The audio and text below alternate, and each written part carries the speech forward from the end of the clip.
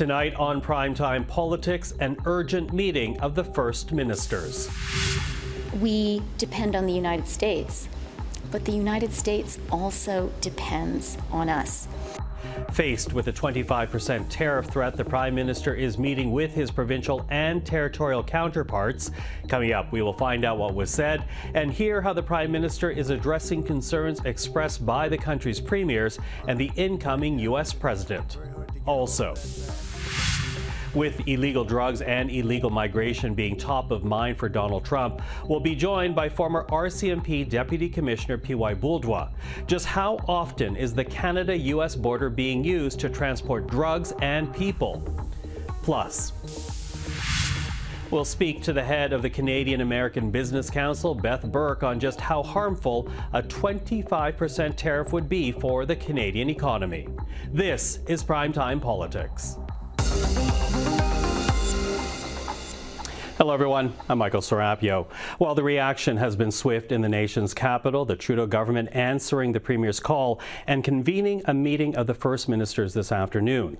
A virtual meeting to discuss how the country might respond to a Donald Trump post, you see it right there, threatening a 25% tariff against Canada and Mexico until the two countries deal with the flow of illegal drugs and migrants into the United States. After the meeting, we did hear from the Deputy Prime Minister. Take a listen to Chrystia Freeland. I also think it is important for us as Canadians to have confidence in ourselves, to recognize the strengths our country has, to recognize that certainly we depend on the United States, but the United States also depends on us, and to recognize that we benefit from our relationship with the United States. They also benefit from their relationship with us.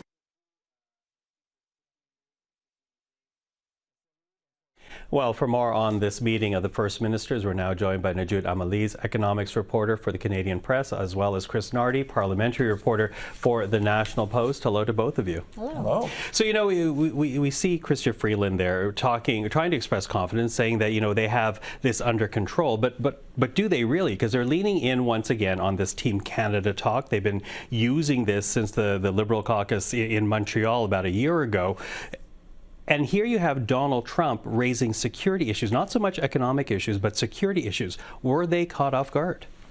Well, I mean, Minister Freeland made a point to come out as soon as Trump was elected to say, don't worry, don't panic, we got this. She said that, I've been talking to Robert Lighthizer, who we negotiated the NAFTA deal with. I know what I'm doing. I'm plugged in. But we're seeing this now unfold, and premiers essentially throwing the federal government under the bus, being like, you haven't done your job. And so the federal government is really in a tricky position right now to project stability and to say that, you know, we got this, we can handle this at a time when maybe premiers aren't necessarily keen on working with them, and instead would rather say that the federal government was not prepared to handle the situation. Mm-hmm. Chris, what would you say to that? Well, I think with any Trump administration, a large part of any government's ethos, but Canadian government in particular, is expect the unexpected.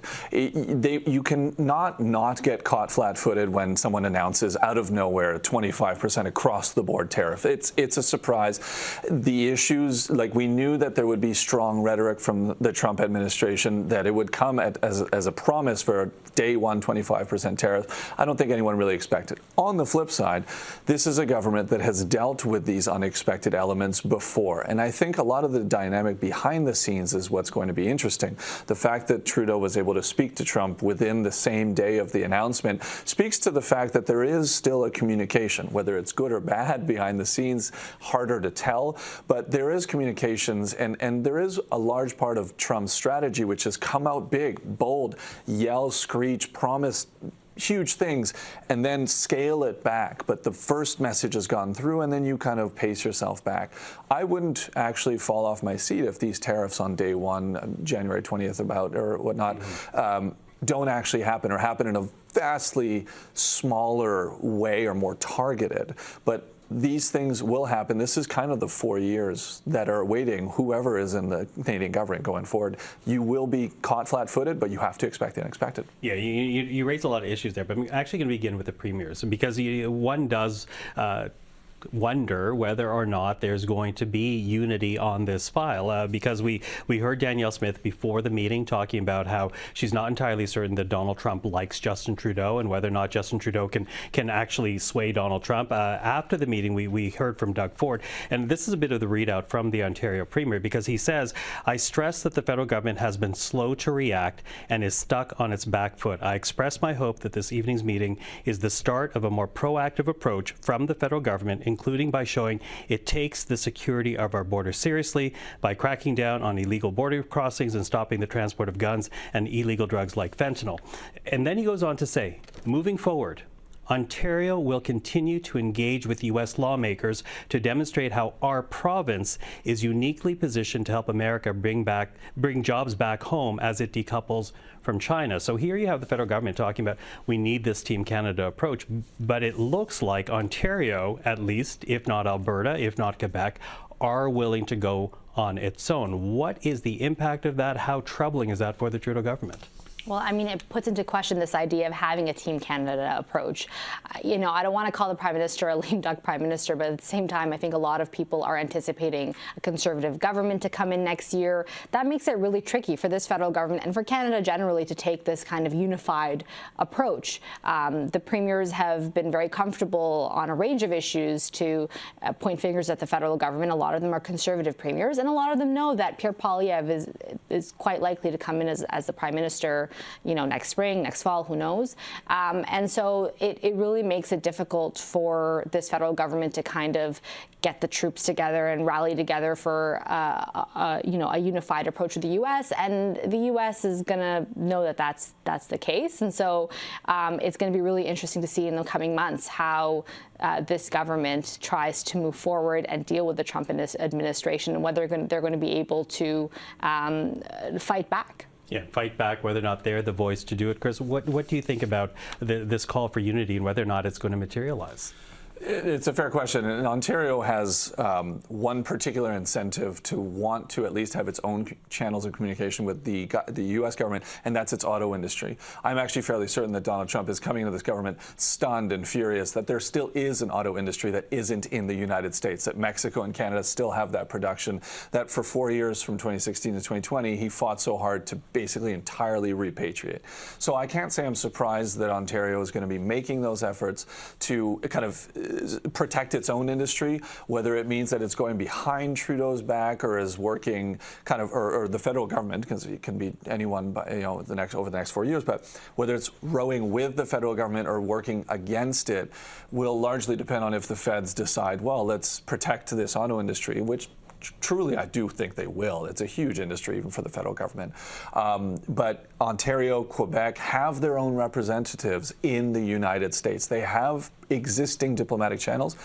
It's up to the federal government to make sure that they are using the provinces, they're able to convince the provinces to use those to advance all these things simultaneously. Because if not, you know, premiers are elected to represent their people and they will work for their interests first. But just to jump on that, we've already seen the Premier of New Brunswick come out and say, we can't be choosing industries here. You know, don't cut deals for one industry or another, which is a clear signal of, like, you know, please don't choose Ontario and Quebec auto sector over us. Yeah, well, and I think the bottom line of that is that the first time around when NAFTA was renegotiated, the Team Canada approach seemed to be working. There's a lot more questions as to whether or not it's going to work this time around, given the timing for the Prime Minister, given the priorities of the premiers.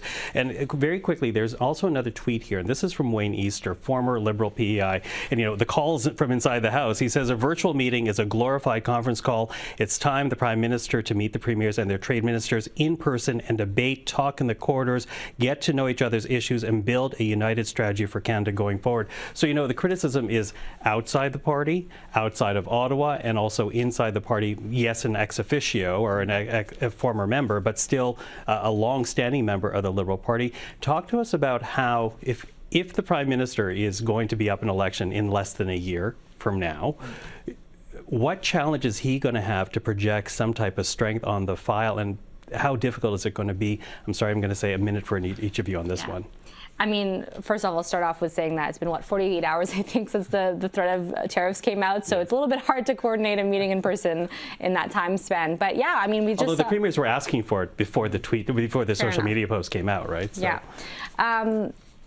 I think we just saw an election in Nova Scotia that showed the massive momentum for the Conservatives. There's this we have premiers across the country that are Conservative premiers, the momentum federally is for the Conservatives. This government, again, just to reiterate, is in a really tricky situation here, and trying to project that unity or that ability to, steer the ship during these tumultuous times is going to be very challenging for this government because of all of those undercurrents, I think. Yeah, Chris?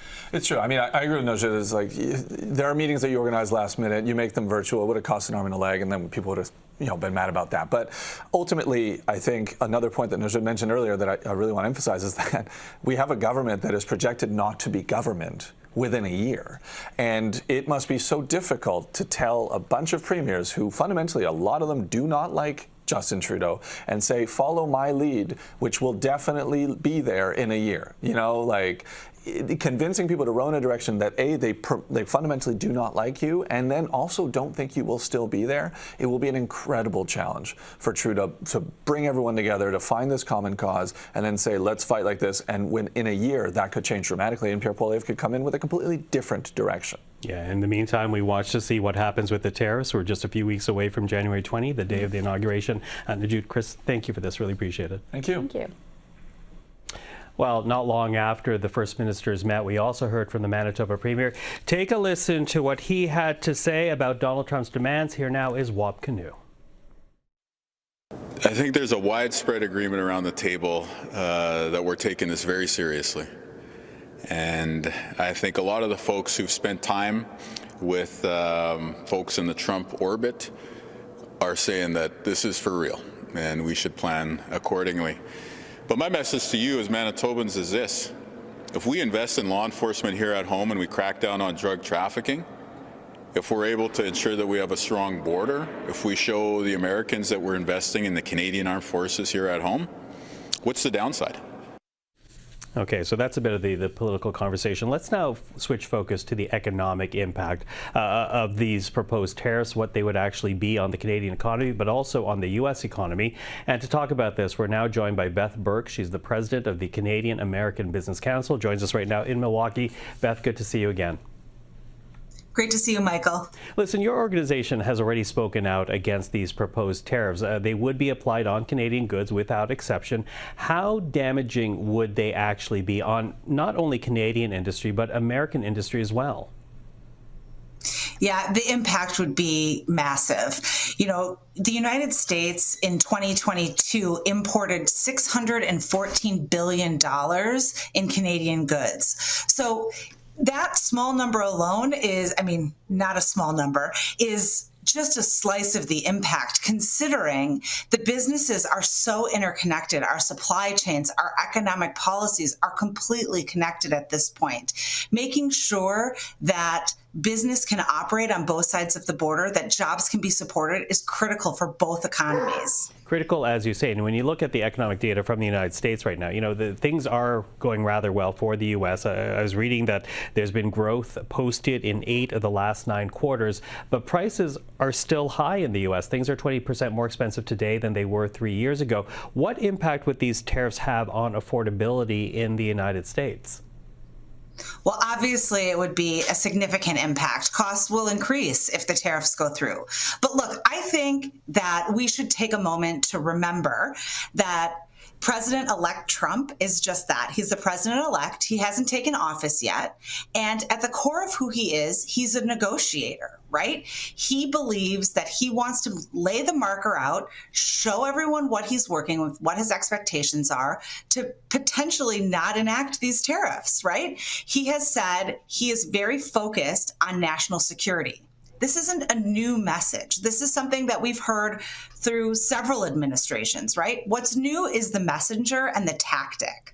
So what we should say to ourselves is, okay, what is the story? What are we looking at? And how can we avoid the dramatic impacts that these tariffs would have? And I think first and foremost, realizing that Canada and the US have a great plan of cooperation around the border already, right? We have the Smart Border Accord, which was laid out in a way for Canada and US to cooperate on physical security, on, harmonized screenings, on information sharing. And these are all priorities that are good for both countries. Okay, good for both countries, as you say. So is that your advice then? Because, right now we're seeing this meeting of the first ministers here in Canada. And, it's not just the communication coming from the Prime Minister, but the individual premiers as well. Is that your message to them, to focus on matters of national, international security, and that will have a positive impact on trade?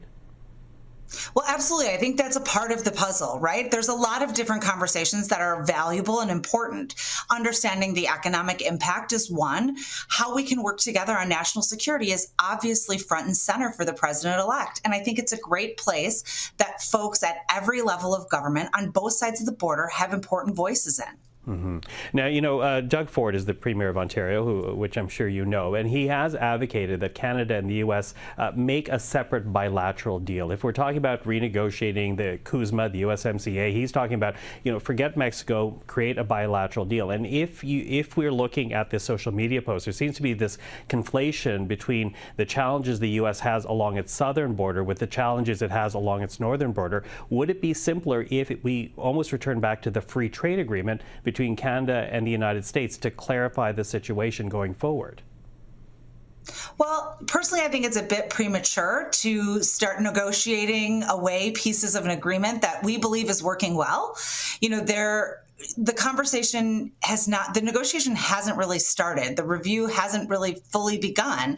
And so at this point, I think it's smart for us to take a look at what's working well in the USMCA CUSMA and say, this is what we should strengthen. These are the pieces we should work on. Mm-hmm. How open do you think the Trump administration is on that right now? Because the wording, again, on the social media post was rather stark. Day one, I will immediately put these tariffs in unless I see action being moved on this. How seriously should we take that, or is this really, as you suggested a bit earlier, a negotiating tactic? Well, I think a bit of both is always, a healthy place to start, right? I think we should be doing the work, preparing, making sure that the arguments are ready to show an incoming administration how problematic the tariffs would be. So it's important to do the work, but I do fundamentally believe this is the beginning of a negotiation, and the president-elect sort of laying out his boundaries and saying this is where we need to see more action. And, Canada has leverage as well. There are very important assets that the United States needs Canada for, things like Arctic security.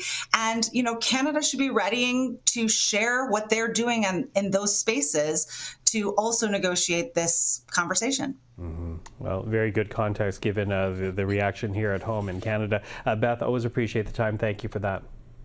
Wonderful to see you. Thanks so much for having me. Well, to talk about Donald Trump's security issues with Canada, we're now joined by Pierre-Yves Bourduas, who is a former RCMP Deputy Commissioner who now heads up his own public safety management firm. Mr. Bourduas, thank you for joining us. My pleasure. So, we'll get into the nitty-gritty of Mr. Trump's concerns in a moment, but I want to begin with whether or not you are surprised that the once and future U.S. president would express such concern about what is the world's longest undefended border. Not surprised, at least, and anyone that actually tracked the electoral process and listened to what the former president was talking about, and looking at Mr. Trump 2025 project, a 900-page document that clearly highlights some of his vision as to his next presidency and some of his expectation. He clearly talked about public safety as being one of the main issues that he wanted to focus his attention on. Okay, so one of the main issues, let's break it up now based on what we saw on the that post that he put onto Truth Social, beginning with drugs and fentanyl. Just what is the volume of illegal drugs transiting across the Canada-U.S. border, and from Mr. Trump's perspective, from Canada into the United States? Well, the thing is, if you look at the latest statistics with regards to the actual fentanyl seizure by the American authorities coming from Canada, compare that to Mexico, it's actually 0.1% of fentanyl seized in the United States that was coming from Canada. So therefore, these numbers do not actually reflect some of the sentiments that the American authority feels about Canada, and that could be misguided just to look at the sheer numbers. and fail to consider the larger picture with regards to how our American counterparts are affected and feel that Canada is not delivering on safety and security for their borders. Okay, so a disconnect when you actually look at the number coming from Canada into the United States. What about illegal migration, though? Because we've certainly seen an increase of migrants trying to get into Canada at irregular border crossings, rather. But what about the flow into the United States? Are we looking at a marked increase there? It's ostensibly over the last 3 years, there's been a slight increase, but nothing compared to Mexico, where in Mexico, for instance, you were looking at ostensibly about 1.5 million illegals trying to enter the United States, compared to a mere 25,000 over the last year coming from Canada. So therefore, again, numbers are not telling the whole story. And the other element, Michael, that you need to factor in is in Project 2025 for the soon President Trump, the clearly highlighted throughout his electoral campaign that he wanted to actually expel from the U.S. over 11 million illegal migrants. So in Canada, we need to factor that in, because the last time President Trump was elected as president, he clearly triggered movement of illegal migrants heading towards Canada. If you recall the Roxham Road, within the following year that Trump was elected, over 35,000 people enter our country to Roxham Road. So it created a huge problem, and I suspect that this policy with regards to expel over 11 million illegal migrants out of the U.S. will create a huge pressure in Canada. And the other factor is that the President-elect Trump wants to actually ask American authorities to effect all of these deportation, and therefore would create a huge problem because of a lack of capacity in the U.S. to deal with border issues. So if you look at it holistically, President Trump is pushing the pressure on both the northern and southern border and asking neighbors to ostensibly take the load off the U.S. authority that will be busy, I suspect, dealing with this public policy of expelling all of these people out of the U.S. Okay, so let's follow that through then. The numbers are not huge, Canada into the United States, but this migration crackdown, which Donald Trump is promising, will potentially create a huge challenge for Canada. So why then do you think that when we hear from Mr. Trump's incoming border czar, Tom Homan, and he is from a border town, he describes our shared border as, quote, a huge national security issue. Why make that argument from the American perspective if, as you say, and I think Canadian authorities are preparing for this, the greater pressure will be migrants from the U.S. into Canada rather than the other way around? Correct. But they also, you look at, historically speaking, some of the cases that we had with the U.S. with regards to international criminal syndicates. And there's been, over the last 10 to 15 years, a lot of frustration building south of the border with the American authorities about the slow judicial process that we have in our country. Case in point, the Jordan Supreme Court decision with regards to the time limit for an accused to be processed through the court system, which resulted in a lot of dismissal of very important cases that law enforcement agencies on both sides of the border have worked on. The other decision, Stinchcombe, which with regards to full disclosure of prosecution and prosecutors' material, also affected the relationship between the United States and Canada, because the United States have clearly indicated that they are rather frustrated with how slow the judicial system is within our country. This issue was also flagged by the Canadian Association Chiefs of Police that clearly indicated that they needed additional tool to be able to tackle modern and current transnational criminal organizations. So therefore, this is also permeates through the discussion with regards to the lack of the perception of the lack of border capacity and the judicial system in Canada to deal with all of these issues. So perhaps more than just the actual numbers, but as you say, the judicial impacts as well. PY, really appreciate this. You helped us understand the issue that much greater. Appreciate the time this evening. Thank you. It was my pleasure, Michael. Take good care. Well, time now for a look at what else happened in politics today. The Trudeau Liberals tabled a bill to implement their GST holiday proposal. Bill C-78 would remove the GST on items such as restaurant meals, snack foods, and children's toys for a period of 2 months, beginning December 14. But the plan to send out $250 rebate checks will be voted on separately. The government had to split their proposal, the result of concerns expressed by both the Bloc and the NDP, who want to expand eligibility. Talks between Canada Post and the union representing thousands of striking workers have broken down. A federal mediator appointed to oversee negotiations suspended talks today, saying the parties are currently too far apart to successfully mediate. The Labour Minister, Steve McKinnon, is expressing his disappointment with how negotiations have gone so far.